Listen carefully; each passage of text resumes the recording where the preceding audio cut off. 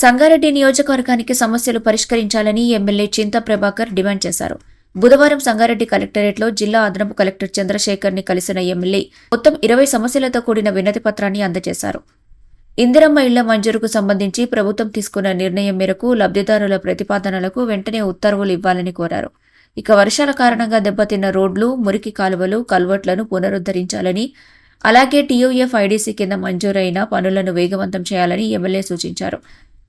Fasalwadi double bedroom కాలనీలో 81.50 లక్షలతో రోడ్ల నిర్మాణం, 1.36 కోట్లతో డ్రైనేజీ వ్యవస్థ ఏర్పాటు కోసం ప్రతిపాదనలు సమర్పించారు.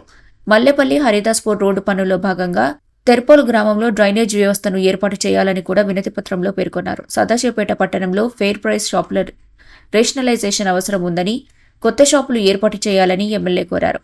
అలాగే బేకంపేట గ్రామంలో ఫిషర్మెన్ కోఆపరేటివ్ కమ్యూనిటీ భవన నిర్మాణానికి 1000 గజాల స్థలం కేటాయించాలని ప్రతిపాదించారు.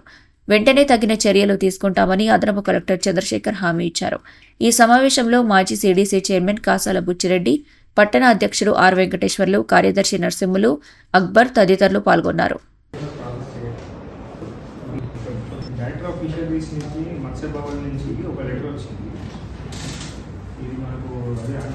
మనకు కంది మండలంలో ఈ మన బక్షి బేగంపేట ఫిషర్మెన్ కోఆపరేటివ్ సొసైటీకి బక్షి బేగంపేట సర్వే నెంబర్ 2 వచ్చింది.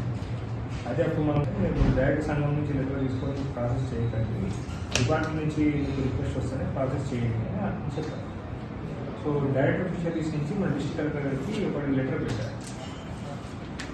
ఆ లెటర్ మీద మరి మన ఫర్దర్గా ల్యాండ్ డెవలప్మెంట్ రిపోర్ట్ కూడా వచ్చింది. మరిన్ని అప్డేట్స్ కోసం మా ఛానల్ని సబ్స్క్రైబ్ చేయండి.